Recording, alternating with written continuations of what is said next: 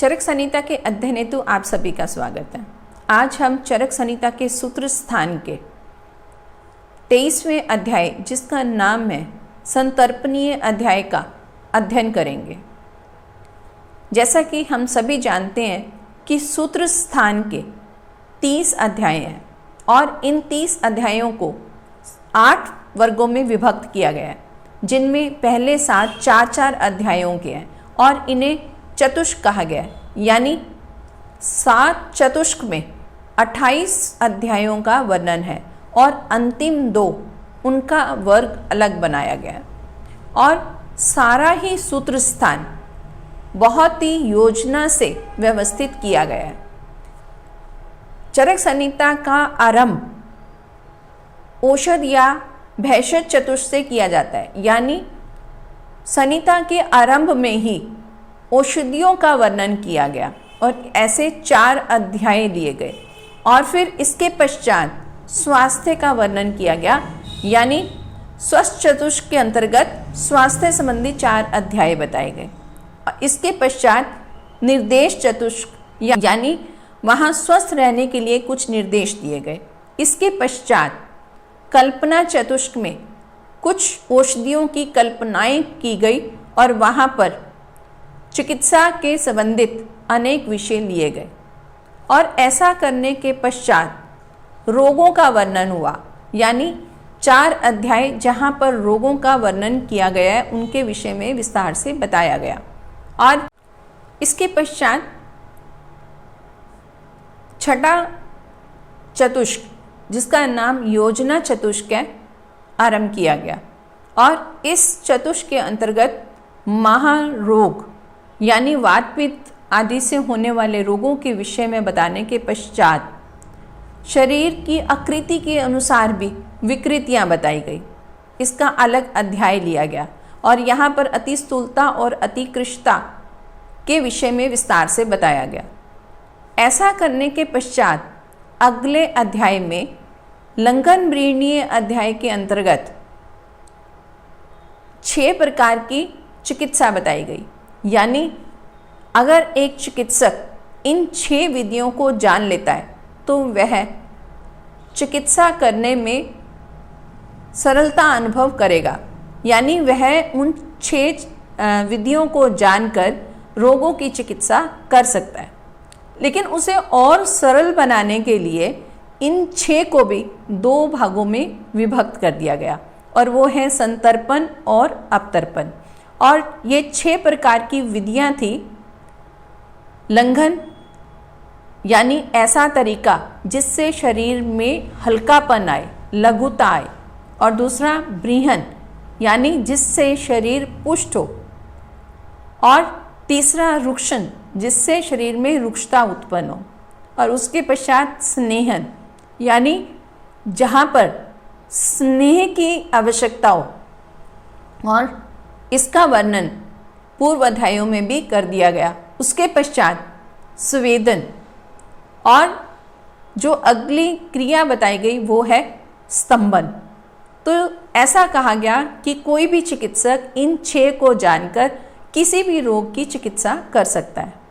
और फिर अध्याय 23 यानी संतर्पणीय अध्याय के अंतर्गत इन 6 को भी आगे 2 में ही विभक्त कर दिया गया। यानी अगर चिकित्सक केवल इतना जान लेता है कि ये रोग किस प्रकार का है, यानी ऐसे रोगी में संतर्पण की आवश्यकता है या लंघन की आवश्यकता है, केवल मात्र इतना जान लेने से ही वह किसी भी रोग की चिकित्सा कर पाएगा। तो यहाँ पर संतर्पणीय अध्याय के अंतर्गत केवल कुछ रोगों को नहीं लिया गया, बल्कि सभी प्रकार के रोगों को लिया गया है। वैद्य को सिर्फ इतना समझने की ज़रूरत है कि यह संतर्पण जन्य है। मतलब कि अगर ये संतर्पण से उत्पन्न हुआ है तो उसकी चिकित्सा अपतर्पण द्वारा होगी, और अगर रोग अपतर्पण से उत्पन्न हुआ है तो उसकी चिकित्सा संतर्पण से होगी। तो ऐसा जानने के बाद कि संतर्पण चिकित्सा क्या है और कैसे की जाती है, और उनके विषय में कुछ औषधियाँ भी बता दी गई और इसके साथ साथ अवतर्पण भी। तो ऐसा बताने के बाद यहाँ चिकित्सा को और सरल कर दिया गया। इसीलिए अब हम इस अध्याय को इस तरह से अध्ययन करेंगे कि जिससे प्रत्येक आयुर्वेदिक चिकित्सक चिकित्सा कर पाए। तो उस विषय में यहाँ पर इस अध्याय को आरंभ करते हैं। यहाँ ऐसा कहा कि संतर्पणजन्य रोगों के कारण, उसमें कहा कि जो पुरुष स्निग्ध मतलब स्नेह से युक्त, गुरु का मतलब जो जल्दी से ना पच पाए, और मधुर पिछिल द्रव्यों का, चिपचिपे पदार्थों का, नवीन अन्न। यहाँ अन्न दो तरह का कहा जाता है और ऐसा कहा जाता है कि अन्न हमेशा पुराना लेना चाहिए, क्योंकि पुराना जो अन्न है वो लघु होता है, सुपाच्य होता है, लेकिन नवीन अन्न गुरु माना जाता है। तो यहाँ पर नवीन अन्न का उल्लेख किया गया है। नया मद्य, नई शराब, ये भी संतर्पणजन्य है, यानी यह शरीर में गुरुता उत्पन्न करने वाला है। और इसके अलावा अनूप का मतलब वो प्रदेश होता है जहाँ पर वर्षा अधिक होती हो। तो ऐसा कहा कि अनूप या जलचर पशु पक्षियों के मांस का, मतलब कि जहाँ पर वर्षा अधिक होती है उस स्थान के और पानी में रहने वाले पशु पक्षियों के मांस का अधिक प्रयोग करने वाले, और दूध से बने पदार्थ, यानी इनका सेवन अधिक मात्रा में हो जाए तो, और गुड़ के बने पदार्थ, ये भी मधुर द्रव्य हुए, और आटे से बने हुए पदार्थों का अधिक मात्रा में सेवन करता है। और आटे से बने हुए पदार्थों का मतलब यहाँ है कि जब भी किसी भी चीज़ को अलग ज़्यादा पीस लिया जाता है, जैसे कि मैदा और फिर मैदे से बने हुए बाकी चीज़ें, तो यहाँ पर हम पिष्टी प्रयोग किया गया है। पिष्टी का मतलब ऐसा समझ सकते हैं कि जो भी ये पिष्टी द्वारा बनाए गए पदार्थ हैं, तो पिष्टी से बनने वाले पदार्थों में ही ये बारीक अन्न होता है। तो हम ऐसा कह सकते हैं ब्रेड या पाव या पिज़्ज़ा बेस, इस तरह की सभी चीज़ें पिष्टी से बनने वाले या बारीक पिसे हुए आटे से बनने वाली ये चीज़ें हैं। तो इनके अधिक सेवन से ये रोग उत्पन्न हो रहे हैं। और आगे कहा गया कि उसे अनेक प्रकार के संतर्पण से उत्पन्न होने वाले रोग होते हैं, यानी अगर इन सब का अधिक सेवन किया जाएगा तो उनसे जो रोग उत्पन्न होंगे उनको संतर्पणजन्य रोग कहा जाएगा। और इसी प्रकार जो व्यक्ति शारीरिक श्रम का कार्य नहीं करते हैं, दिन में शयन करते हैं और आराम से गद्दे वाले बिस्तर पर सोए लेटे या बैठे हुए समय बिताते हैं, ऐसे व्यक्ति संतर्पणजन्य रोगों के शिकार बन जाते हैं।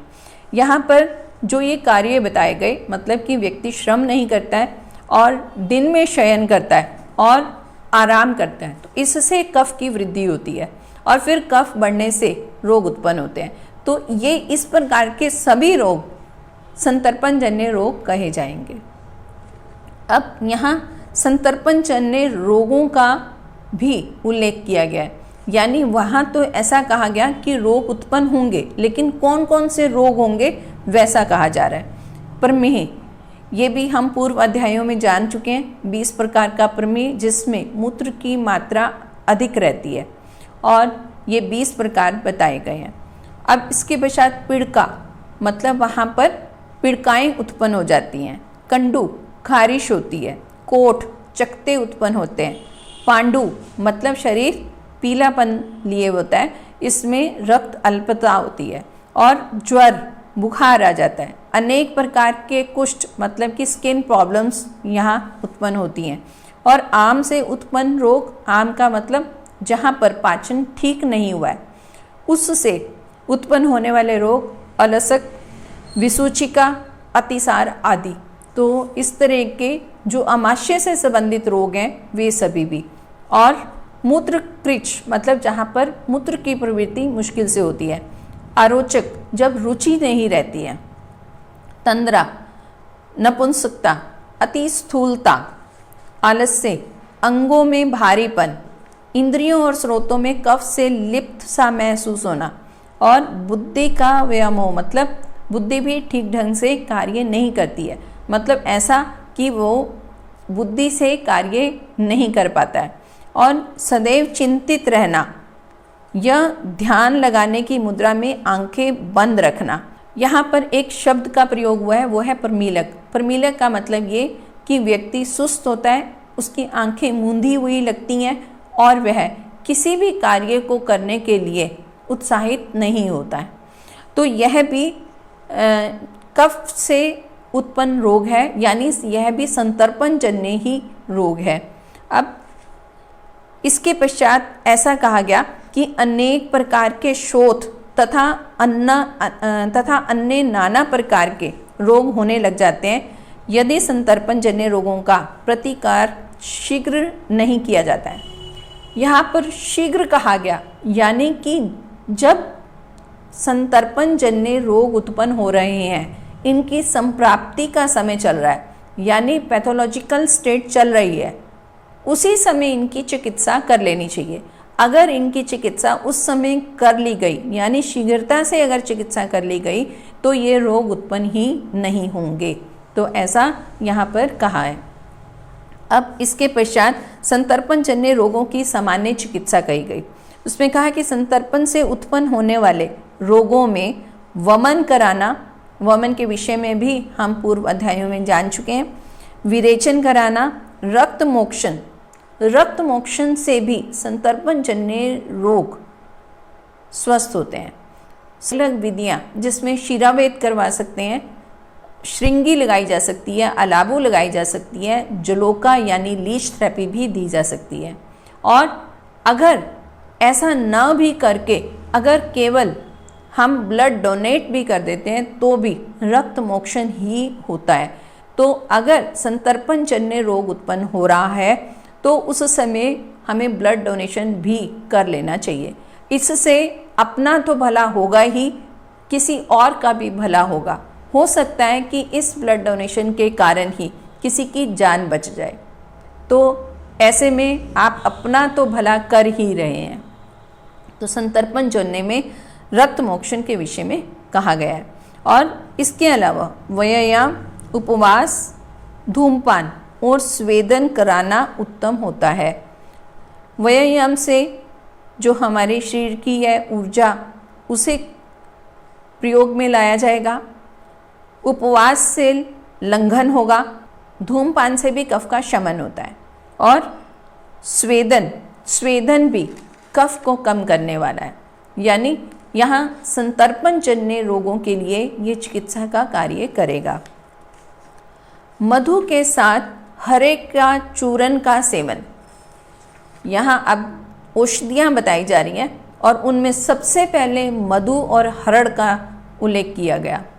पूर्व अध्याय में भी हमने मधु के विषय में जाना कि यह ग्रिष्ट है लेकिन अपतर्पण करने वाला है, और हम ऐसा भी समझ सकते हैं कि मधु रुक्षण करने वाला है।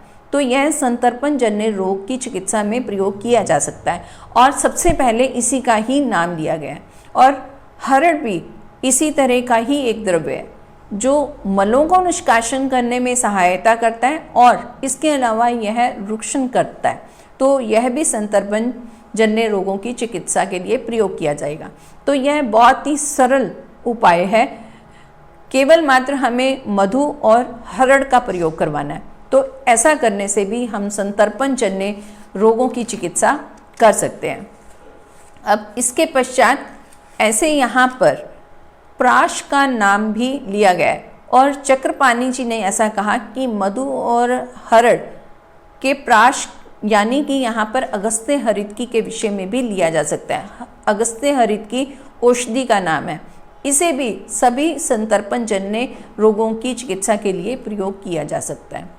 इसके पश्चात अधिकांश रुक्ष अन्न के अंतर्गत यहाँ पर उन सभी द्रव्यों का प्रयोग किया जा सकता है जो रुक्ष है, मतलब लघु हैं और जल्दी से पचने वाले हैं। ऐसे द्रव्य हैं सावा, टांगुन, कोदो, जौ आदि। इनको हम मिलेट्स भी कह सकते हैं कि मिलेट्स जो आज हम श्री अन्न के नाम से जान रहे हैं, ये श्री अन्न सभी द्रव्य लघुता उत्पन्न करने वाले हैं, लंघन करने वाले हैं। तो यहाँ पर संतर्पण जन्य रोगों के अंतर्गत इनका प्रयोग किया जा सकता है।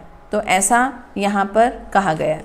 और इसके अलावा आर्गवर्तीय अध्याय, हम चरक संहिता के सूत्र स्थान का 3रा अध्याय जहाँ पर औषधियों का वर्णन है, उस अध्याय में जो चूर्ण और प्रदेय बताए गए हैं उनका भी यहाँ पर प्रयोग करने के लिए कहा गया। यानी अन्य औषधियों के पश्चात यहाँ पर त्रिफला आदि क्वाथ का वर्णन किया जा रहा है। त्रिफला आदि क्वाथ मतलब त्रिफला से और अन्य औषधियों के मिश्रण से जो क्वाथ बनाया जाएगा उसे त्रिफला आदि क्वाथ कहा जाएगा। और यहाँ पर त्रिफला में आंवला, हरड़, बेहेड़ा 3 द्रव्यों को लिया गया है। और साथ में ऐसा कहा गया कि ये निर्बीज होने चाहिए और फिर सम मात्रा में होनी चाहिए। जब भी त्रिफला बनाया जाता है तो तीनों फलों को सम मात्रा में लिया जाता है, लेकिन यहाँ पर ऐसा कहा गया कि इस त्रिफला बनाने के समय तीनों ही द्रव्य आंवला, हरड़, बेहेड़ा निर्बीज होने चाहिए। मतलब उनके गुठली निकालने के पश्चात उनको तोलना है और फिर वो सम मात्रा में लेना है। तो ऐसा करने के साथ ही वहाँ पर और द्रव्य जो बताए वो है अमलतास की गुद्दी, पाठा, चितवन, चितवन को सप्तपर्ण भी कहते हैं, तो इसकी छाल लेनी है। और कुरैया की छाल, कुरैया का मतलब कुटज, कुटज की छाल का भी यहाँ उल्लेख किया गया। कुटज का प्रयोग हम अतिसार या गृहिणी में करते हैं, वह मल को कम करता है, लेकिन यहाँ पर कुटज का भी प्रयोग करने के लिए कहा गया है। और साथ ही नागर मोथा, नागर मोथा को मुस्ता भी कहा जाता है। और इसके अलावा मदन फल, मदन फल के बारे में हम पूर्व अध्यायों में जान चुके हैं। यह एक श्रेष्ठ वामक द्रव्य है, मतलब वमन क्रिया करवाने के लिए मदन फल को श्रेष्ठ माना गया है, तो यहाँ पर उसका भी उल्लेख किया गया। और इसके पश्चात नीम की छाल, इन सभी द्रव्यों को सम मात्रा में लेकर और फिर इनका क्वाथ बनाना है। और क्वाथ बनाकर कुछ दिन निरंतर पीते रहने से प्रमेह आदि रोग निश्चित ही नष्ट हो जाते हैं। तो यह जो क्वाथ है, ऐसा कहा है कि इसका प्रयोग भी निरंतर करना है, यानी केवल 1 दिन या 2 दिन या 4 दिन नहीं करना है, बल्कि कुछ दिन लगातार करें। यानी कि आप महीना या 15 दिन के लिए इसका प्रयोग कर सकते हैं, तभी संतर्पण जन्य रोगों की चिकित्सा की जाएगी। अब इसके पश्चात अगला क्वाथ मुस्तादि क्वाथ कहा गया। तो मुस्तादि का क्वाथ का मतलब है कि जहाँ पर मुस्ता और अन्य द्रव्यों का प्रयोग किया जाएगा। मुस्ता यानी नागर मोथा। और इसके अलावा जो अन्य औषधियाँ बताई गई वो हैं अमलतास, पाठा, आंवला, हरड़, बेहेड़ा यानी त्रिफला, वो भी निर्बीज, और देवदारू, गोखरू, खैर की छाल, खैर का मतलब है कत्था, ये वही कत्था है जो पान में प्रयोग किया जाता है, और नीम की छाल, हल्दी, दारू हल्दी, और कुरैया की छाल, कुरैया वही कुटज। तो इन सभी द्रव्यों से क्वाथ बनाकर इनका दोषों के अनुसार प्रतिदिन प्रातःकाल पीने से संतर्पण जन्य रोगों को ये शांत करता है।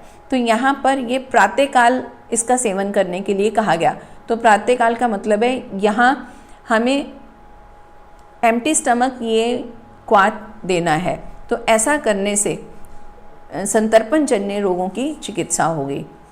यहाँ पर ऐसा कहा कि ये सभी द्रव्य जिनका क्वाथ बनाने के लिए कहा गया है, उन्हीं द्रव्यों को चूर्ण बना के उन्हें या तो चूर्ण का ही लेप लगाया जाए या फिर उसमें स्नेह मिलाकर उपटन किया जाए और फिर इन द्रव्यों के ही जल बनाकर स्नान किया जाए, तो भी संतर्पण जन्य रोगों की चिकित्सा की जाती है। अगली औषधि कुष्ठ आदि चूर्ण कही गई। कुष्ठ आदि चूर्ण का मतलब है कि पहला द्रव्य कुष्ठ है, कुष्ठ को कूठ भी कहते हैं, और इसके अलावा अन्य द्रव्य बताए गए। उनमें पहली है गोमेद मणि की पिष्टी, गोमेद एक तरह की मणि, और वह मणि भी जिसका रंग गाय के दांत जैसा हो, और उसका प्रयोग, और साथ में भुनी हुई हींग। हींग लेखन कार्य करती है, सुगंधित है, और यह इसका प्रयोग जब भी करना है उसे घी में भूनकर ही करना होता है। घी में भूनने से यह शुद्ध हो जाती है। तो ऐसा यहाँ पर विशेषता कहा गया कि भुनी हुई हींग का प्रयोग, और फिर कोंच पक्षी की हड्डी, और सौंठ, पीपल और मिर्च, जिसे त्रिउष्ण भी कहा जाता है, यानी ये तीनों ही चीज़ें उष्णवीर्य हैं, तो इनका तीनों का प्रयोग, और साथ में मीठा वच और अड़ूसा की पत्ती, छोटी इलायची। छोटी इलायची सुगंधित द्रव्य है और लेखन कार्य करती है, इसीलिए यहाँ इसका भी उल्लेख किया गया है। गोखरू और खुरासानी अजवाइन।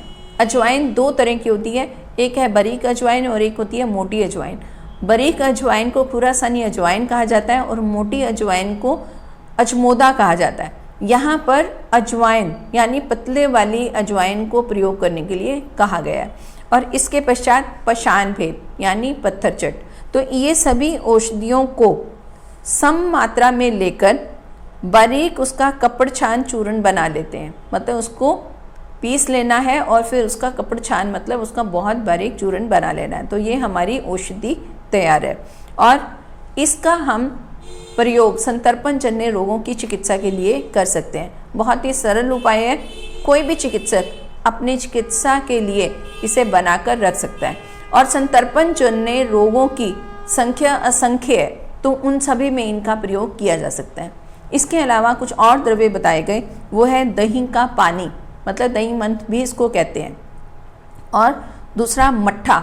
मट्ठा की हम पूर्व कक्षा में भी बात कर चुके हैं कि यह मट्ठा या तक्र जहाँ पर चिकनाई नहीं होती, मक्खन निकाल लिया गया है और बाकी जो द्रव्य बचा है उसका प्रयोग संतर्पण जन्य रोगों की चिकित्सा के लिए किया जा सकता है। इसके अलावा बड़ी बेर के खट्टे रस के अनुपान से, यहाँ बेर का वर्णन किया गया। बेर जो है वो भी पाचक होता है और रुक्षता उत्पन्न करता है, तो इसलिए संतर्पण जन्य रोगों के लिए बेर एक औषधि है। और यहाँ पर ऐसा कहा कि बेर के खट्टे रस से, बेर भी कुछ अम्ल युक्त होता है और इसीलिए यहाँ पर ऐसा कहा गया है। और बेर की अलग अलग किस्में भी होती हैं और इसमें जो बड़ी बेर के विषय में कहा गया है, जो छोटा बेर है जहाँ पर गुठली ज़्यादा होती है और वह जंगली भी कहा जाता है, वो बहुत पाचक होता है। लेकिन यहाँ पर संतर्पण जन्य चिकित्सा के अंतर्गत बड़ी बेर का वर्णन किया गया। अब इसके पश्चात प्रमेह नाशक प्रयोग। अब इस विषय में कह रहे हैं कि मट्ठा पीने से, हरड़ का चूर्ण सेवन करने से और त्रिफला के प्रयोग से तथा अरिष्टों के प्रयोग से प्रमेह आदि संतर्पण जन्य रोग शांत होते हैं। आयुर्वेद में आसव और अरिष्ट दो तरह से बनाए जाते हैं। आसव में प्राय तौर पे जो औषधियों का आसव बनाया जाता है उसे पहले द्रव्यों को उबाल लिया जाता है और फिर उस स्वाद से औषधि बनाई जाती है। और अरिष्ट में इन द्रव्यों को कच्चा ही लिया जाता है, मतलब उबाला नहीं जाता, और फिर उससे औषधि बनाई जाती है। तो यहाँ पर अरिष्टों का प्रयोग है, यानी उन द्रव्यों का प्रयोग करना है जहाँ पर उबाला नहीं गया। हालांकि ये प्राय शब्द है, सभी आसव अरिष्ट इस तरह से नहीं बनाए जाते, कुछ उनमें अपवाद भी हैं, लेकिन अधिकतर अरिष्ट जो है वो कच्चे द्रव्यों के रस से बनाए जाते हैं। तो इसलिए यहाँ पर अरिष्ट का प्रयोग करने के लिए कहा गया है। अब आगे तृष्णादि मंथ का वर्णन है। तृष्णादि मंथ, तृष्ण और उससे मिलते जुलते अन्य द्रव्य। तृष्ण मतलब सौंठ, मिर्च, पीपल, तीनों ही उष्ण। और इसके अलावा त्रिफला यानी आंवला, हरड़, बेहेड़ा और वायुविडंग। वायुविडंग एक ऐसा द्रव्य जिसे हम कृमि नाश के लिए प्रयोग में करते हैं, यानी अगर कोई रोग कृमि से उत्पन्न हुआ है तो वहाँ पर वायुविडंग का प्रयोग किया जाता है। अब उसी वायुविडंग का यहाँ पर भी उल्लेख किया गया। और साथ में अजवाइन, वही बारीक अजवाइन जिसे खुरावानी अजवाइन कहते हैं। तो इन सभी द्रव्यों को सम मात्रा में लेकर और फिर इनका बारीक चूर्ण करके और इन सब के बराबर जौ का सत्तू लेना है और फिर इन सब को मधु और घी मिलाकर अगर के जल में, अगर और तगर, इस तरह से दो द्रव्यों का वर्णन आयुर्वेद में किया गया है। तो यहाँ पर अगर का प्रयोग करना है और अगर को लोह भी कहते हैं। अगर को लोह इसलिए कहते हैं क्योंकि यह लोहे के समान ही वर्ण वाली है, यानी कुछ कालापन लिए होती है और वह उसी के तरह ही कठोर होती है, इसलिए इसे लोह कहते हैं। तो यहाँ पर इसका जल या क्वाथ लेना है और फिर उसमें इन द्रव्यों को मथ कर औषधि तृष्णादि मद का प्रयोग भी संतर्पण जन्य रोगों की चिकित्सा के लिए किया जाना है। लेकिन यहाँ पर मधु का भी प्रयोग है और साथ में स्नेह का प्रयोग करने के लिए भी कहा गया, यानी मधु और घी दोनों का प्रयोग करना है। मधु के विषय में जान चुके कि वह लेखन करने वाला है, अब तर्पण करेगा, इसलिए संतर्पण जन्य रोगों के लिए उचित है। लेकिन यहाँ पर घी का प्रयोग भी कहा गया, वो तो संतर्पण जन्य है, लेकिन यहाँ पर घी का प्रयोग इसलिए किया गया है क्योंकि यहाँ पर जो औषधियाँ प्रयोग में लाई जा रही हैं वे सभी रुक्ष है, उष्ण है, उनमें मृदुता लाने के लिए कुछ स्नेह की मात्रा भी प्रयोग की जाएगी, तभी वह औषधि उचित रूप में कार्य करेगी। तो यहाँ इस तरह से ऐसा वर्णन किया गया। अब इसके पश्चात व्योषादि सत्तू का भी प्रयोग करने के लिए कहा गया और उसमें ऐसा कहा कि व्योषादि यानी सौंठ, मिर्च, पीपल, 3 द्रव्य और उसके अलावा वायुविडंग, सहीजन की जड़ की छाल और आंवला, हरड़, बेहड़ा, त्रिफला हो गया और वो भी निर्बीज, और इसके अलावा कुटकी, बड़ी कटेरी, छोटी कटेरी, हल्दी, हल्दी भी लेखन कार्य करती है इसीलिए इसका प्रयोग करने के लिए कहा, और इसके अलावा दारू हल्दी, हल्दी और दारू हल्दी बिल्कुल दोनों अलग अलग चीज़ें। दारू हल्दी का पेड़ होता है और इसका हर भाग औषधीय गुणों से युक्त है। इसमें अगर पत्तों का प्रयोग किया जा रहा है तो उसे तेज पत्ता कहते हैं, अगर फल का प्रयोग किया जा रहा है तो उसे जायफल कहते हैं और फूलों को जावित्री कहते हैं। तो इस तरह से हर औषधीय भाग अलग अलग नाम लिए हुए हैं और सभी सुगंधित हैं और इनका प्रयोग मसाले में भी किया जाता है। अगर कोई विशेष तौर पे किसी तरह का कोई भोजन बनाया जाता है तो उसमें इन द्रव्यों का प्रयोग किया जाता है। अब ये सभी भी सुथल्य जन्य यानी संतर्पण जन्य रोगों की चिकित्सा में प्रयोग किए जाते हैं, तो यहाँ उसका भी उल्लेख किया गया। और इसके अलावा पाठा, आतीस, अतिविषा कह सकते हैं, शालीपर्णी, हींग, हींग भी भुनी हुई लेनी है, और क्रेमू के साग का मूल। ये क्रेमू के साग के मूल के विषय में मुझे पूरी तरह से मालूम नहीं है। आप में से कोई भी अगर इस विषय में जानता है कि क्रेमू किसे कहा जाता है तो प्लीज़ कमेंट बॉक्स में अवश्य लिखें। और इसके अलावा अजवाइन, धनिया, चित्रक, सौंचर नमक और जीरा, हाउ बेर जो छोटा बेर होता है, जंगली बेर, ऐसे इन सभी द्रव्यों से और इन द्रव्यों को बराबर मात्रा में लेना है और फिर इसका चूर्ण बना के कपड़ छान करके इसका प्रयोग करना है। और ऐसा इस चूर्ण को भी ऐसा कहा कि संपूर्ण चूर्ण के परिणाम के बराबर बराबर अलग अलग तिल, तेल, गोघृत और मधु तथा इन चारों यानी चूर्ण, तेल, मधु और घृत, इनके परिणाम के 16 गुना परिणाम में जौ का सत्तू लेकर फिर सबको ठीक ढंग से मिलाकर रख लें, मतलब सभी को मिला देना है और इनमें से मात्रा तथा काल आदि का विचार करके मंथ बनाकर, मतलब उसको जल में घोलकर प्रयोग में लाना चाहिए। तो यह भी ऐसे द्रव्य बताए हुए हैं कि जहाँ पर जो सरलता से मिल जाते हैं, आप किसी भी पंसारी की दुकान से भी इनको ले सकते हो। इन सब का पाउडर बना के उसे रख लेना है और आप चिकित्सा में इसका प्रयोग करके किसी भी संतर्पण जन्य रोग के लिए इसे प्रयोग कर लें। यहाँ पर ऐसा बताया गया है। अब इसके पश्चात व्योषादि सत्तू के गुण, अभी जो हमने वियोक्सादि सत्तू के विषय में जाना है, अब उसके गुण भी बताए जा रहे हैं। वो है कि इसके प्रयोग से संतर्पण से होने वाले 20 प्रकार के प्रमेय और मूढ़वात होता है जहाँ पर वायु की गति रुक जाती है, वह स्थिति, और कुष्ठ मतलब कि स्किन प्रॉब्लम्स, और अर्श पाइल्स, कामला जॉन्डिस, और प्लीहा वृद्धि स्प्लीनोमेगाली, पांडु रोग एनीमिया, और शोथ एडिमा, मूत्रकृच जहाँ पर मूत्र की प्रवृत्ति मुश्किल से हो रही है, ऐसे रोग, और अरोचक जहाँ पर खाने की रुचि नहीं रही, उसे खाना खाया नहीं जाता है, और हृदय रोग, राज्य यक्ष्मा जिसे ट्यूबरक्लोसिस भी कह सकते हैं, खांसी, और श्वास मतलब कि अस्थमेटिक प्रॉब्लम भी,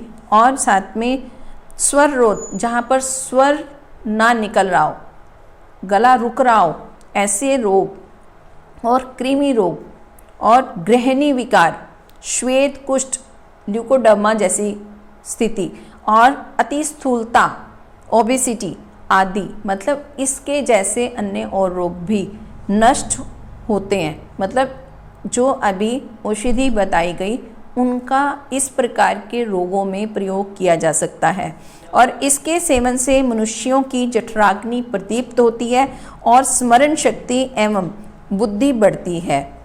अब इसके साथ साथ ऐसा कहा कि इनसे स्मरण शक्ति भी बढ़ेगी और बुद्धि भी बढ़ती है। इसके पश्चात संतर्पण जन्य रोगों में पथ्य बताए जा रहे हैं, यानी ऐसे रोगों में क्या हितकारी है, क्या करना चाहिए, उस विषय में कहा कि प्रतिदिन व्यक्ति को व्यायाम करना चाहिए, और कोई भी कार्य ऐसा करना चाहिए जिसमें श्रम हो, मतलब श्रम पूर्वक कोई भी कार्य किया जाए। और भोजन के विषय में ऐसा कहा कि जब पूर्व किया गया भोजन पच जाए तभी भोजन करना चाहिए। और इसके अलावा यव तथा गेहूं की रोटी खाने वाला व्यक्ति संतर्पण जन्य विकारों से तथा अति स्थूलता से विमुक्त हो जाता है। और यव और गेहूं की रोटी भी खाने के लिए कहा गया है। यव लघु है, सुपाच्य है, लेकिन गेहूं के विषय में आजकल ऐसा कहा जाता है कि ओबेसिटी के पेशेंट में हम गेहूं को हटा देते हैं। ऐसा इसलिए करते हैं कि आधुनिक साइंस यहाँ पर कार्बोहाइड्रेट्स की मात्रा अधिक बताते हैं, तो कार्बोहाइड्रेट्स को कम करना होता है यहाँ, लेकिन गेहूं की रोटी देने के लिए कहा गया है। वो भी गेहूं का प्रयोग हमें आयुर्वेद चिकित्सकों को ये जानना चाहिए कि पुराना गेहूं प्रयोग में लाना है, तो ऐसा करने से स्थूलता या संतर्पण जन्य रोगों की वृद्धि नहीं होती है, ऐसा कहने का भाव है। और इसके पश्चात इस प्रकार के सभी संतर्पण जन्य रोगों के लिए अपतर्पण चिकित्सा का वर्णन किया गया है। तो अभी यहाँ पर सभी चिकित्सा अपतर्पण जन्य बताई गई है, यानी संतर्पण जन्य रोगों की चिकित्सा अपतर्पण द्वारा की जाएगी, उसी की विधियाँ यहाँ पर बताई गई। अब बारी है प्रश्नोत्तर की। पूर्व कक्षा में पूछा गया प्रश्न था लंघन के कितने प्रकार है, तो इसका उत्तर है कि लंघन के 10 प्रकार है, और इनमें पहले 4 संशोधन कर्म वाले हैं, यानी यहाँ पर वमन, विरेचन, शिरोविरेचन और निरुबस्ती। और इसके अलावा जो बाकी 6 हैं वो है पिपासा, वायु सेवन, धूप सेवन, पाचन और उपवास और व्यायाम। तो इस तरह से ये संख्या में 10 हैं। अब प्रश्न आज का बहुत ही सरल, हम अध्याय 23 का अध्ययन कर रहे हैं, ये किस चतुष्क के अंतर्गत आता है, तो आपको चतुष्क का नाम बताना है। इसी के साथ आप सभी को सादर नमस्ते।